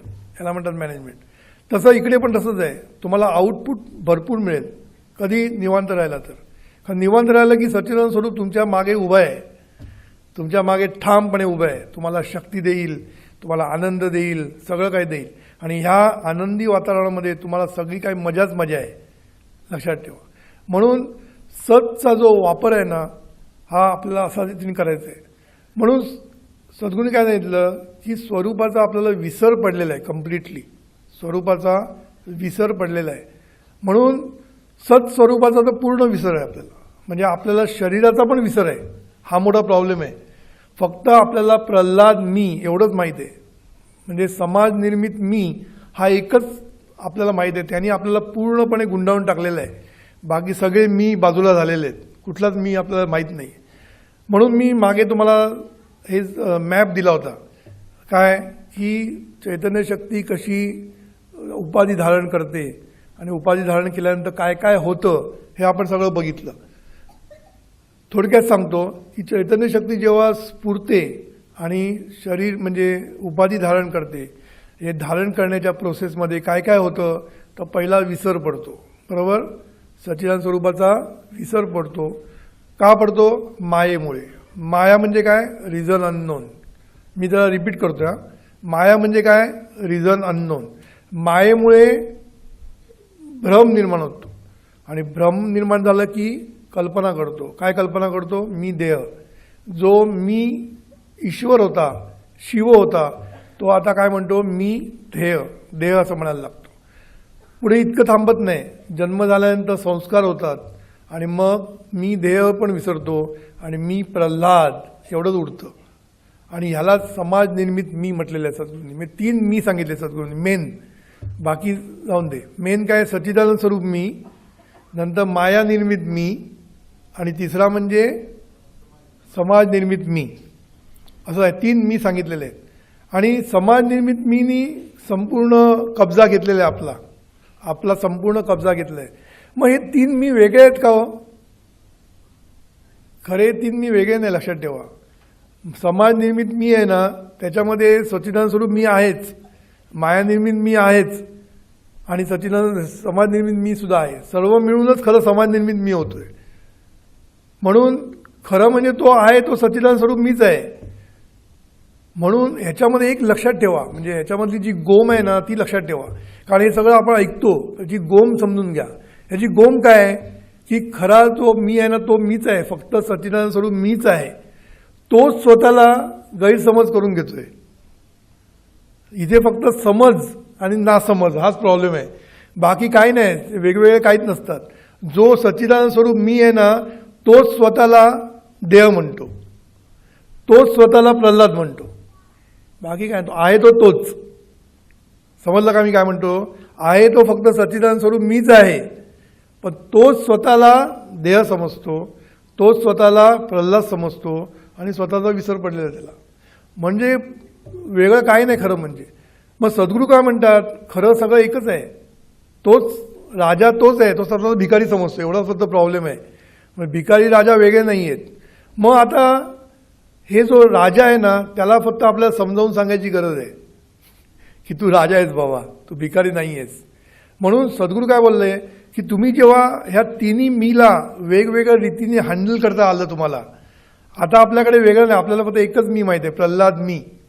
कारण तो सच्चिदानंद स्वरूप आता प्रल्हाद मीच म्हणतोय, बाकी काही म्हणत नाही. तो पूर्णपणे आपलं मन जाणीव प्रल्हादनी भरलेली आहे आणि भरलेली आहे. कुठलाही विचार ह्या प्रल्हादाच्या भूमिकेमधूनच मी करतो. प्रल्हादला काय चांगलं, प्रल्हादला काय वाईट, प्रल्हादला कोणी दुखवलं, प्रल्हादला कोणी आनंद दिला, सगळं काय चाललंय ते प्रल्हादामधून चाललेलं आहे. प्रल्हाद हा भूमिकेमधनं आपण संपूर्ण नाटक चाललेलं आहे, आपलं सगळं नाटक चाललेलं आहे. प्रल्हाद या भूमिकेमध्ये शिरून आपण सगळं जीवनाचं नाटक चाललेलं आहे आपलं. म्हणून या भूमिकेमधनं बाहेर यायला पाहिजे आपल्याला. म्हणून सद्गुरू काय म्हणतात, हे 3 मी पहिले कोणाला माहीत पण नाही आहेत 3 मी आहेत म्हणून, पण हे 3 मी हँडल वेगवेगळे करता आले पाहिजे, सेपरेटली हँडल करता आले पाहिजे आपल्याला, तरच तुमची प्रगती होत जाईल. म्हणून सद्गुरूंनी आपल्याला ते सगळं शिकवलं, कसं होतंय, काय होतंय. मग सद्गुरूंनी समाज निर्मित मी कसा हँडल करायचा, माया निर्मित मी कसा हँडल करायचा, माया निर्मित मी नंतर जी विस्मृती आहे ती विस्मृती कशी हँडल करायची, आणि विस्मृतीनंतर सच्चिदानंद स्वरूप मीला कसं पोचायचं, हे आपल्याला सद्गुरूंनी शिकवलेलं आहे. कारण हे वेगवेगळं हँडल करता आलं पाहिजे. म्हणून पहिल्यांदा समाज निर्मित मी हँडल करण्यासाठी सद्गुरूंनी विश्व प्रार्थना दिली, कृतज्ञतेची साधना दिली, बऱ्याच साधना दिल्या आपल्याला, की जेणेकरून तुमचा अहंकार पातळ पातळ होऊ दे, म्हणजे निदान द्वेष मत्सर तरी कमी होऊ दे. एवढं झालं तरी खूप झालं. बाकी प्रल्हाद समाज निर्मित मी सद्गुरूंनी म्हटलंय, साधक आहे आणि बाधक आहे, दोन्ही आहे तो. पण सध्या तो बाधक जास्त झालाय, साधक कमी, बाधक जास्त झालाय. मला एका मुलीने प्रश्न विचारला, म्हणजे आता याच्यासाठीच मी म्हणतो ना मला प्रश्न विचारा म्हणून, तर एका मुलीने मला असा प्रश्न विचारला की सद्गुरूंची जाणीव जर शुद्ध आणि दिव्य झाली आहे, मग ते सद्गुरू म्हणून कसे वावरतात. तिचा प्रश्न बघा, लहान आहे मुलगी ती, पण तिला हा प्रश्न पडला की मग ते सद्गुरू म्हणून कसे वावरतात, ते जर सच्चिदानंद स्वरूप झालेले आहेत, मग ते आता वामनरावबाई म्हणून कसे वावरतात. तर तिला हे उत्तर लक्षात ठेवा की हे जे साक्षात्कारी संत असतात ते परेच्या पलीकडे गेलेले असतात, म्हणजे त्यांना स्वरूपाचं ज्ञान झालेलं असतं. ते फक्त व्यवहारापुरती वामनरावबाई असतात, व्यवहारापुरती. म्हणजे आपण कायम प्रल्हादबाई असतो, ते व्यवहारापुरती वामनरावबाई असतात. म्हणजे काय, लोकांशी बोलताना जी व्यवस्था लागते, कारण साधक म्हणजे ही व्यवस्था आहे. प्रल्हाद हे नाव म्हणा, संस्कार म्हणा, ही एक व्यवस्था आहे चांगल्या अंगाने पण आहे, तर ती साधक आहे. तर त्या चांगल्या अंगाने ते आपल्याशी वामनराव पै म्हणून बोलतात. कळलं ना? मग तिला उत्तर मिळालं असेल की त्यांची जाणीव नुसती शुद्ध नाही, दिव्य झालेली असते. त्यांना पुन्हा कुठेही परत मायेचा प्रॉब्लेम नसतो. त्यांना आता तुमची माया असते. त्यांना तुमची माया असते की तुम्हाला कसं वरती नेता येईल, तुम्हाला कसा आनंद देता येईल, तुम्हाला हे सगळं शिकवायची त्यांना ती मायेने ते शिकवत असतात. त्यांची माया गेलेली असते सगळी. तर हा प्रश्नाचं उत्तर मी तिला दिलेलं आहे. म्हटलं वेळ आला म्हणून सांगितलं. तर सांगायचा मुद्दा काय की हा जो समाज निर्मित मी आहे ना, हा साधक पण आहे, बाधक पण आहे. आपण ठरवायचं की तो साधक किती करायचा आणि बाधक किती कमी करायचं, हे आपण ठरवायचं. म्हणून तूच आहे तुझ्या जीवनाचा शिल्पकार. सद्गुरूंनी शिकवलं तुम्हाला, हा साधक पण आहे आणि बाधक पण आहे. व्यवस्थेने साधक आहे तो. व्यवस्था पाहिजेत ना, सगळेच जर एकाच नावाने शक्यच नाही ना. म्हणून ती एक व्यवस्था आहे, लक्षात ठेवा. ती एक व्यवस्थाच आहे. म्हणून आकार वेगळे प्रत्येकाचे, ही एक व्यवस्थाच आहे. म्हणून प्रत्येक आकार वेगळा ठेवलेला आहे. एकही एका माणसासारखं नाही आहे, ही व्यवस्था आहे. तसं नाव वेगळं, व्यवस्था आहे. थोडेसे संस्कार, बाबा चला जात बीत हे पण ओके, तुम्हाला एकत्र राहण्यासाठी, एकत्र राहणे हे ओके, व्यवहारासाठी ओके. पण द्वेष मत्सर ही जी गोष्टी आहेत ह्या बाजूला व्हायला पाहिजे. आणि ह्या बाधक गोष्टी जर बाजूला केल्या तर प्रल्हाद मी वाईट नाही असं सद्गुरूंनी सांगितलं. मग हे तुम्हाला एकदा कळलं, मग सद्गुरू तुम्हाला म्हणतात की त्याच्या पुढे कसं जायचं. माया निर्मित मी जो झालेला आहे की देह मी, ही जी कल्पना आपण केलेली आहे, ही कल्पना कशी बाजूला करायची, त्याच्यासाठी सद्गुरूंनी आपल्याला भावसाधना शिकवली. देहाच्या पलीकडे जो आहे तो कसा अनुभवायचा, त्याचं भान कसं घ्यायचं, ह्याच्यासाठी सद्गुरूंनी भावसाधना आपल्याला दिलेली आहे. ती तुम्ही नंतर करा, इथे मी पब्लिकमध्ये सांगू शकत नाही. तर ही भावसाधना केली ना की आपण त्याच्या पलीकडे जातो. पण मायानिर्मित मी आणि विस्मृती हे दोन्ही एका वेळेला घडलेले आहेत. येताना खाली येताना म्हणजे कळलं ना, जेव्हा उपाधी धारण करण्याच्या प्रोसेसमध्ये मायानिर्मित मी निर्माण झाला आणि विस्मृती झाली. पहिली विस्मृती झाली आणि नंतर एकाच वेळी मायानिर्मित मी झाला. पण उलट जाताना उलटं होतं. उलट जाताना मायानिर्मित मी हा जो भ्रम आहे, हा भ्रम सद्गुरू काढतात तुमचा दिव्यबोधानी आणि भावसाधनेनी. पण जो भ्रम गेला तरी विस्मृती गेलेली नसते. म्हणून सद्गुरूने म्हटलं की तो विस्मृतीचा भवसागर आहे पुढे, तो पार पाडायला लागतो आपल्याला. म्हणून सद्गुरूंनी तुम्हाला पहिल्यांदा अहंकार पातळ करा म्हणून सांगितलं, शुद्ध करा. हे चित्तशुद्ध म्हणजे वेगळ्या रीतीने चित्तशुद्ध म्हणजे काय, शुद्ध भाव मनामध्ये, शुद्ध लोकांबद्दल चांगलं चांगलं चांगलं. म्हणजे मी जे मनाला सजवणं म्हणतो ना, ते पहिलं केलं पाहिजे आपल्याला. मनाला आवडणं सावरणं आणि मनाला सजवणं मी सांगितलं ना, ते मनाला तुम्ही सजवलं ना की तुम्ही शुद्ध होता. आणि हे शुद्ध मन तुम्हाला पुढे न्यायला सोपं पडतं, म्हणून सद्गुरूंनी काय सांगितलं, जरी भावसाधना केली म्हणजे कल्पनेचं ग्रहण मी पार केलं. ग्रहणाची मी सांगितले ना तुम्हाला, सांगितलंय ना कल्पनेचं ग्रहण वगैरे, मला लक्षात येतं, मी खूप ठिकाणी बोलतो ना. परत एकदा सांगतो, सद्गुरूंनी त्याला ग्रहणाची उपमा दिलेली आहे. म्हणजे पहिलं ग्रहण कोणाचं, मायेचं ग्रहण. ग्रहण म्हणजे कळलं ना, सूर्याला ग्रहण लागतं म्हणजे सूर्य झाकाळला जातो. तसं आत्मसूर्याला पहिलं ग्रहण लागतं ते मायेचं ग्रहण लागतं. आणि ते मायेचं ग्रहण लागलं की नंतर कल्पनेचं ग्रहण लागतं, नंतर निसर्ग नियमाचं ग्रहण लागतं आणि शेवटी संस्काराचं ग्रहण लागतं. आता दे दान सुटे गिराण, तसं दे ज्ञान सुटे ज्ञान. म्हणजे हे ग्रहण तुम्हाला सुटायचं असेल तर हे ज्ञान आहे ना, तिन्ही मी कसे हँडल करायचे, समाज निर्मित मी कसा हँडल करायचा, माया निर्मित मी कसा हँडल करायचा आणि सच्चिदानंद स्वरूप मी कसा हँडल करायचा, हे वेगवेगळं हँडल करण्यासाठी सद्गुरूंनी तुम्हाला हँडल दिलेलं आहे, स्टिअरिंग दिलेलं आहे. या स्टिअरिंगनी तुम्ही बरोबर हँडल करू शकता सगळ्या गोष्टी.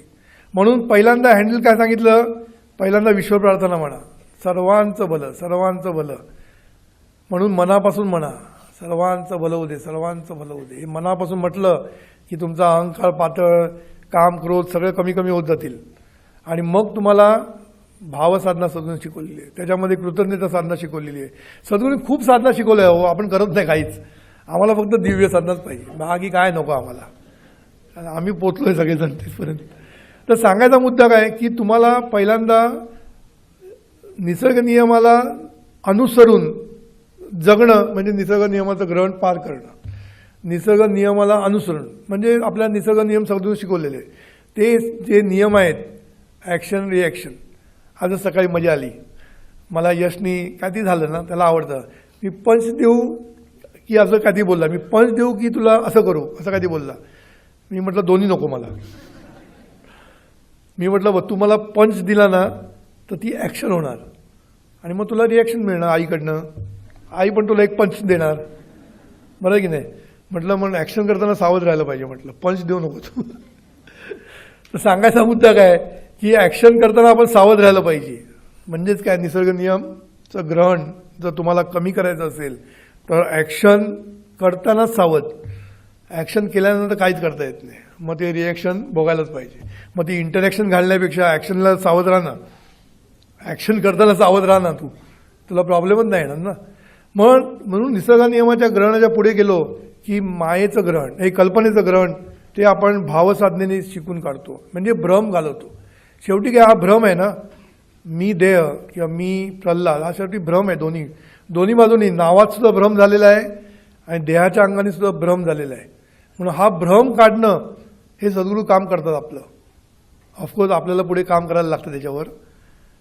मग हे भावसाधना झाल्यानंतर मायानिर्मित मी हा भ्रमाने निर्माण होतो आणि मायाच्या पुढे जे आहे ते विस्मृती, हा जो विस्मृती जो प्रकार आहे तो खूप महत्त्वाचा प्रकार आहे आणि त्याला सद्गुरूंनी महासागर म्हटलेलं आहे की ते फिशनी खातील आणि ससुरींनी खातील, काय काय शब्द वापरले त्याला. पण थोडक्यात काय का हा भवसागर ओलांडायचा आहे म्हणजे ही विस्मृती खूप मोठी आहे आणि ही विस्मृती काढण्यासाठी मग सद्गुरूंनी आपल्याला दिव्य साधना शिकवली आहे आणि त्या दिव्य साधनेमध्ये जेवढं स्थिर होत जाऊ तेवढं तुम्हाला पुढे ते म्हणून सांगेन ते पुढे पुढे जाल आणि तुम्ही त्याच्यातनं तुमची विस्मृती निघून जाईल. म्हणून अशा रीतीने हे 3 मी आपल्याला हँडल करता आलं पाहिजे, चांगले हँडल करता आले पाहिजे. तिन्ही मी मध्ये कुठेच बाधक नाही आहे, सगळे साधकच आहेत. खरं म्हणजे देह मी सुद्धा वाईट नाही, पण देहापुरता मी वाईट. सद्गुरू म्हणजे देहापुरता मी नाही, देह me is one part of that, बरोबर ना. म्हणून देहापुरता तुम्ही जर मी म्हटलं तर प्रॉब्लेम आहे, लक्षात ठेवायचं. म्हणून हे जे आपल्याला सद्गुरूंनी जे स्टेप्स दिल्या, ह्या स्टेपमध्ये आपण नक्की समजून घेतलं पाहिजे की काय आहे तो तोच आहे. तोच गैरसमज करून बसले, जसे आपण गैरसमज करतो एकमेकाबद्दल, तो वाईट आहे. तो जो वाईट असेल तर बाकीच्यांना तो का चांगला असतो. आता मी जर वंदना म्हटलं वाईट आहे, मग बाकीच्याला वंदना चांगली का. मग प्रॉब्लेम कोणामध्ये आहे, माझ्यामध्ये की तिच्यामध्ये. माझ्यामध्ये, लक्षात ठेवायचं. कारण एखादा माणूस वाईट असेल तो सर्वांसाठी वाईट असतो. रावण असेल, रावण सगळ्यांसाठी वाईट होता, पण याचा अर्थ प्रत्येकजण रावण नाही, आपण लक्षात ठेवायचं. म्हणून कुणालाही दोष देताना किंवा कोणाला आपण म्हणताना आपण जरा विचार केला पाहिजे की कुठेतरी माझं पण चुकतं याच्यामध्ये, आणि ते जर तुम्ही रिपेअर केलं ना, म्हणून आईनं साफ केलं ना, तर सगळं काही छान दिसायला लागेल आपल्याला, नाही. म्हणून हे जे मी सांगितलं ह्याच्यानंतर आता जाणीवेचे रंग हे आपण जो विषय घ्यायचा आहे आपल्याला, तो थोडक्यात मांडतो आणि संपवतो आजचं. ही जी जाणीव आपल्याकडे आहे ना, ही रंग बदलते असं सद्गुरूंनी सांगितलं आहे. रंग बदलते म्हणजे संपूर्ण आपल्या जीवनामध्ये सतत रंग बदलत असते. म्हणून ही जी असणारी जाणीव, असणारी म्हणजे काय, सतमध्ये जी आहे. म्हणून तुम्ही झोपलेले असताना तेव्हा ती सतमध्ये असते, असणारी असते. म्हणून बघा, असणारी जाणीव तेव्हा जाणीव सद्गुरू म्हणाला झोपलेलं असताना भुजंग येऊ दे ना तर उर्वशी येऊ दे, काय फरक पडत नाही. का, कारण जाणीव नेणीवेमध्ये लीन झालेली असते, झोपलेली असते, निर्द्वंद्व अवस्थेत असते. द्वंद्व नसतं तिथे कसलंच, मी तू, सुख दुःख यश, कसलं द्वंद्व नसतं, निर्द्वंद्व अवस्था असते तेव्हा आपली. म्हणून तेव्हा बरं वाटतं उठल्यानंतर. म्हणून तेव्हा आपण सतमध्ये असतो नुसते, म्हणजे असणारे असतो फक्त, म्हणून आपल्याला मजा येते. पण त्याचा अनुभव आपल्याला मिळत नाही. उठल्यानंतर फक्त पॉवर मिळते, त्याचा चार्ज होतो आपण, एवढंच. पण आपल्याला ते सतपद अनुभवता येत नाही. म्हणून सतपद अनुभवायचं कसं, मग सद्गुरूंनी सांगितलं की काळोखात कसं सतपद अनुभवता येतं, सकाळी उठल्यानंतर सतपद अनुभवता कसं येतं. पण ते सद्गुरूंनी सांगितल्यानंतर आपल्याला कळायला लागलं. म्हणून जो असणारा असतो ना तो जेव्हा जागा होतो म्हणजे स्फुरणारा होतो, लक्षात ठेवा. म्हणून असणारी जाणीव स्फुरायला लागते. कधी? जागी झाली की. जागी कशामुळे होते? आनंद आहे म्हणून. जे परमेश्वराकडे सांगितलं ना तेच इकडे पण आहे. आनंद स्फुरद्रूप असतो, शक्ती असते, त्या सर्वांमुळे तो जागा होतो. आणि जागा झाल्यानंतर स्फुरद्रूप होतं, म्हणजे स्फुरण सुरू होतं. आणि स्फुरण काय? पहिलं स्फुरण नुसतं आहे, जसं त्यांनी सांगितलं सद्गुरूंनी, परमेश्वराच्या ठिकाणी जे होतं ना ते रोज आपल्या ठिकाणी होतं. ही मजा आहे. रोज बघा, सकाळी उठल्यानंतर पहिलं आहे याचं भान येतं. आपल्याला कळत नाही, आता कळेल आपल्याला. आहे कुठे आहे ते माहीत नसतं. आपण जे नवीन जागी जातो ना राहायला, सकाळी उठल्यानंतर कुठे आहे काहीच माहीत नसतं, नुसतं आहे हे पहिलं भान येतं. नंतर मी आहे, हा मी आला. हा जो मी आहे ना, हा मी म्हणजे तिकडचा मी वेगळा. तिकडे जे दाखवलं सद्गुरूंनी सुरुवातीला काय होतं, परमेश्वराच्या ठिकाणी चैतन्याच्या ठिकाणी काय होतं, तिकडे तो मी वेगळा, तो दिव्य मी असतो. इथे हा मी म्हणजे प्रल्हाद. मी प्रल्हाद याची जाणीव लगेच होते. म्हणजे पहिलं भान काय घेतलं? आहे.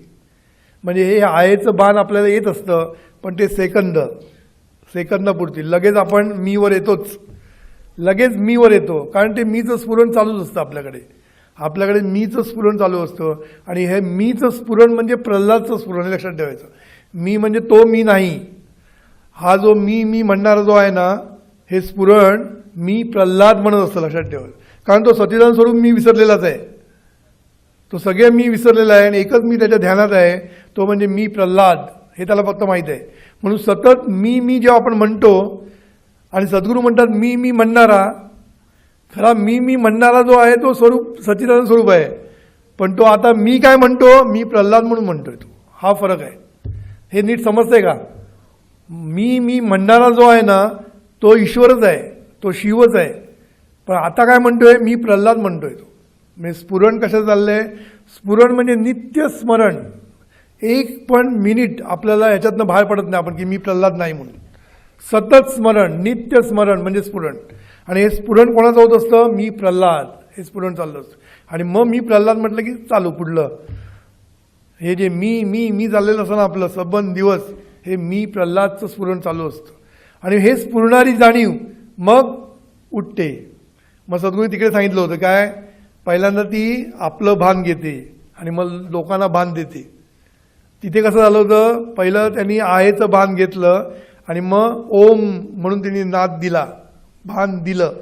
इथे पण आपण तेच करतो. सकाळी उठल्यानंतर पहिल्यांदा एक आळोखे पिळोखे घेऊन उठतो आणि मग मोठी जांभई देतो. म्हणजे काय? भान दिलं सगळ्यांना, उठलो मी. मग चहा दे, झालं, एकदा भान द्यायला सुरुवात केली आपण आपली. कळलं? म्हणजे काय? मग ही असणारी जाणीव आपल्याकडे स्फुरणारी झाली. ही स्फुरणारी जाणीव पुढे व्यापणारी झाली. मग तो व्यापायला सुरुवात करतो, पाहायला सुरुवात करतो. पाहणं म्हणजे सद्गुरूंनी 2 स्टेपमध्ये सांगितलं. प्रत्येकाला मी जेव्हा पाहतो तेव्हा पहिलं मी त्याला व्यापतो आणि मग पाहतो. व्यापल्याशिवाय पाहता येत नाही. म्हणून पहिलं काय होतं? आपण व्यापतो प्रत्येकाला आणि मग पाहणार. म्हणून पाहणारी होते तीच जाणीव पाहणारी होते. तीच जाणीव नंतर चिंतनारी होते, नाही जाणणारी होते, ज्ञाता होते, ज्ञाता. आणि मग ती चिंतनारी होते, ध्याता होते. आणि त्याच्यानंतर ती करणारी होते आणि मग ती भोगणारी होते. म्हणजे ह्याच्यामध्ये एक लक्षात ठेवायचं की जी सत होती असणारी जाणीव तीच पाहणारी झाली आहे, स्फुरणारी झाली आहे, तीच पाहणारी झाली आहे, तीच चिंतन करणारी झाली आहे, तीच करणारी झाली आहे, तीच भोगणारी आहे. म्हणजे जाणीव तीच.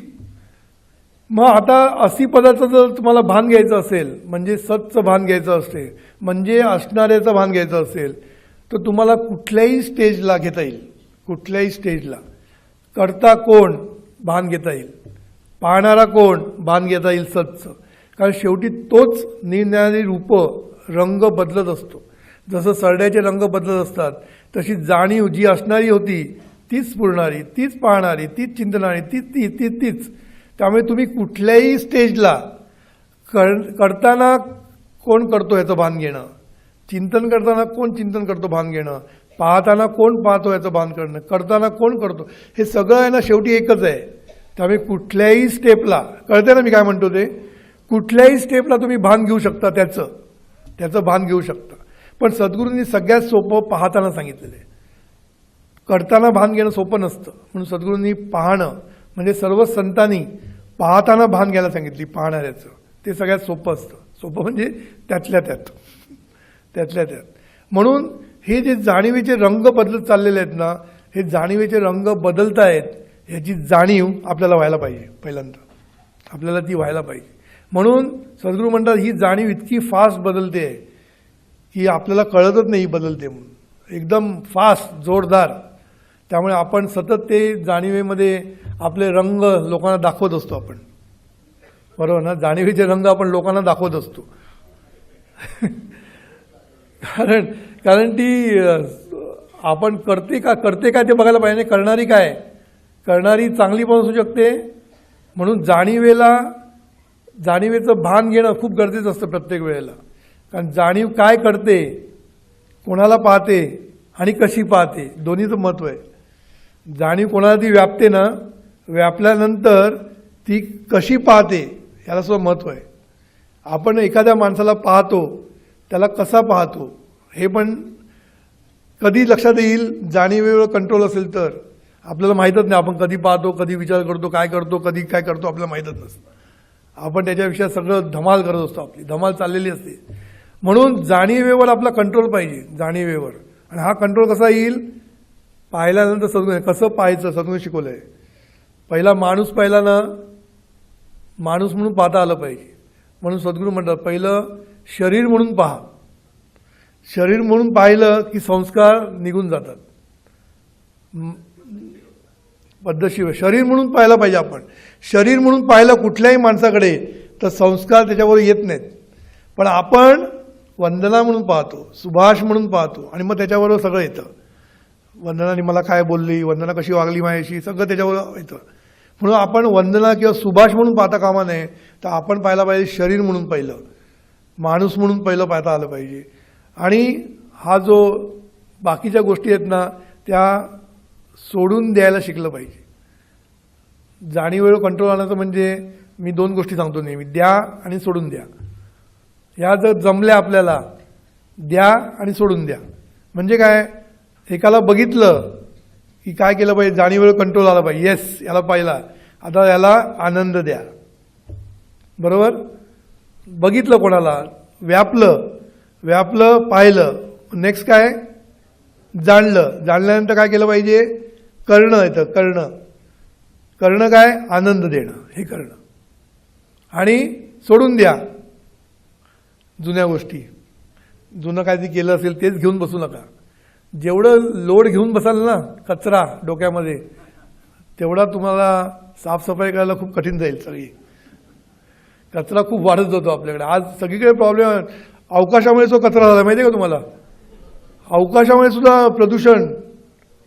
कारण प्रचंड एवढे ग्रह फिरतायत, ते कधीतरी लयाला जातात, मग त्याचे बोल्ट, त्याचे पत्रे सगळे अवकाशामध्ये फिरत असतात आणि अवकाशामध्ये कचरा झालेला आहे. आता तो कचरा काढायला बघतायत. आपली वृत्तीच तशी आहे, पहिला कचरा करायची आणि मग काढायची. त्यामुळे खर्च वाढत जातो ना. कचरा करण्याच्या अगोदर जर बघितलं तर कचरा काढायला लागणार नाही ना. म्हणून हा कचरा आपल्याकडे डोक्यात न येण्यासाठी सोडून द्या. जे काय झालंय पुढलं सोडून द्या. बघा मजा येते, बघा सोडून दिलं ना खूप मजा येते. सोडून दिलं की असं निवांत होतो मला. आता किती कटकट होते हो डोक्याला, तेच घेऊन. सोडून द्या हे. आणि काय, द्या काय, समजून घ्यायला आनंद द्या. जे काय तुम्हाला शक्य असेल ते द्या, चांगलं द्या.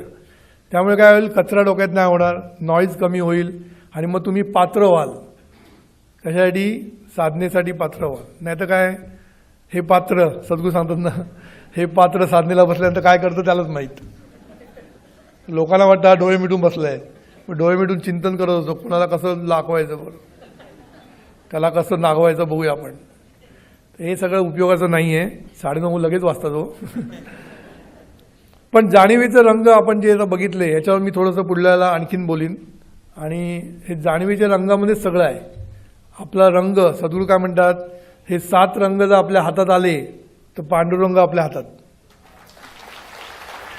पांडुरंग आपल्या हातात. कधी हे 7 रंगावर आपली मास्टरी पाहिजे. व्यापलं की काय करायचं, पुढली स्टेप कंट्रोल पाहिजे. जाणायचं कसं, कंट्रोल. प्रत्येकाला बघितलं, कुठली गोष्ट बघितली जाणायची कशी, ह्याला खूप महत्त्वाचं आहे. आपण अगदी विरुद्ध रीतीने जाणतो प्रत्येक गोष्ट आणि मग त्याच्यावर चिंतन पण आपलं चुकीचं चालू होतं.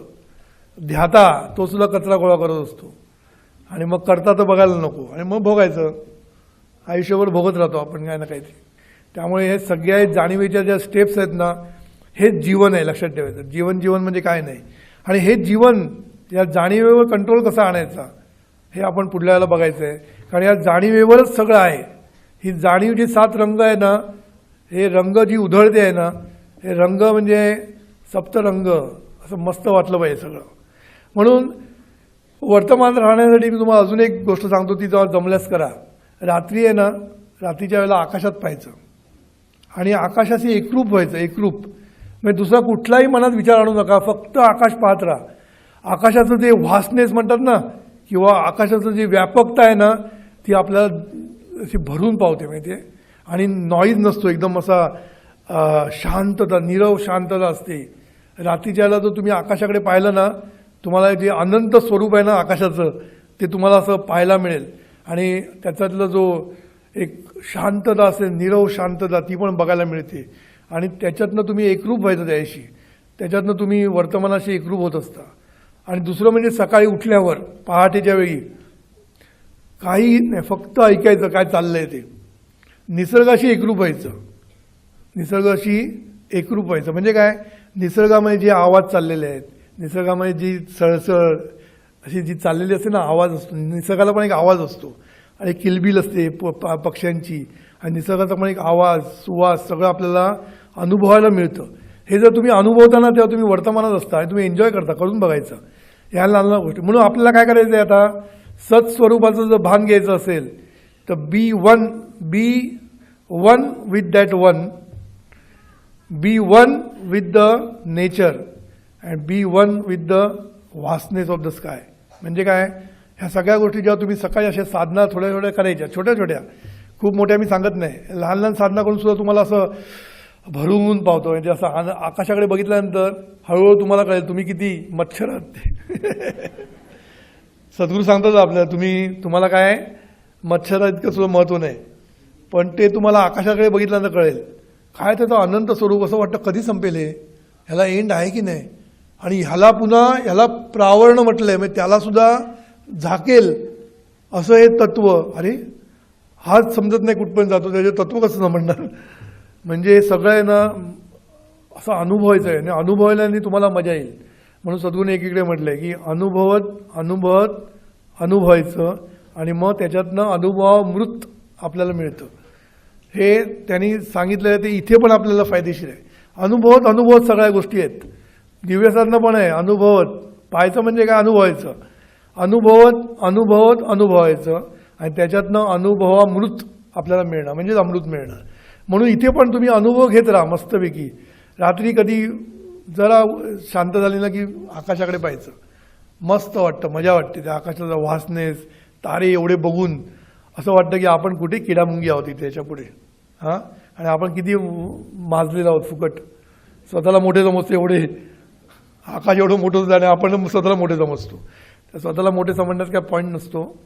तेव्हा तुम्ही हे 2-3 साधना मी सांगितल्या. एक म्हणजे ॲक्टिव्हिटीशी, बी वन विथ द ॲक्टिव्हिटी, हे मी सांगायला विसरलो. बी वन विथ द ॲक्टिव्हिटी, हे करून बघा. एकरूप थोड्या तरी ॲक्टिव्हिटी, सगळ्यांना जमणार तुम्हाला. थोड्या तरी ॲक्टिव्हिटी तुम्ही एकदम मन लावून त्याच्यामध्ये संपूर्ण त्याची चव घेत, त्याचा रंग बघत, त्याचा वास बघत, असं तुम्ही एन्जॉय करा त्याच्यामध्ये. हा एक वर्तमान राहण्याचा प्रकार. दुसरं मी सांगितलं काय, आकाशाकडे पहा, वासनेस बघा, अनुभव होतो. आणि तिसरं मी सांगितलं ते म्हणजे नेचरशी एकरूप व्हायचं. नेचरशी एकरूप व्हायला खूप मजा असते. त्यांची जी सळसळ ऐकायला. तुम्हाला फक्त तुमच्या बाजूला गार्डन पाहिजे, गार्डनमध्ये जाऊन बसलं ना तुम्हाला ती मजा येते. आता आम्हाला प्रभुस्मरणमध्ये तर ऐकायला सगळं मिळतंच, पण ते सकाळी उठून जर लवकर ऐकलं तर खूप त्याच्यामध्ये एक अनुभव मिळतो. तो अनुभव घेऊया आपण. आणि तिसरी गोष्ट काय सांगितलं, अहंकार जर पातळ करायचं असेल, कारण ते प्री रिक्विजिट आहेत. तुम्हाला पुढल्या कुठल्याही साधना करण्यासाठी तुमचा द्वेष मत्सर हे सगळं कमी व्हायला पाहिजे. त्याच्यासाठी अहंकार कमी व्हायला पाहिजे. आणि अहंकार कमी करण्यासाठी बेस्ट साधन काय सांगितलं मी, द्या आणि सोडून द्या. प्रत्येक क्षणाला एकच गोष्ट करायची. कोणालाही व्यापलं कशालाही व्यापलं की पहिलं द्यायची गोष्ट विचार करा. काय देता येईल, काय देता येईल म्हणजे दुसरं काय देऊ नका, एकच द्यायचं आहे. ते म्हणजे आनंदाचा अनुभव द्यायचा आहे, त्याला सुख द्यायचं आहे, समाधान द्यायचं आहे. आणि लहान लहान गोष्टी ज्या झाल्यात पूर्वीच्या त्या सगळ्या सोडून द्यायच्या आहेत. हे जर दोन गोष्टी जर तुम्ही केल्या तर तुम्हाला निवांत होता येईल हळूहळू. मग निवांत कसं होईल करायचं, थॉटलेस स्टेट कशी आणायची हे सगळं आपण हळूहळू बघणार आहोत. की आपल्याला विचारात बाजूला होऊन निवांत कसं होता येईल हे सगळं हळूहळू पुढे आपण जाऊ.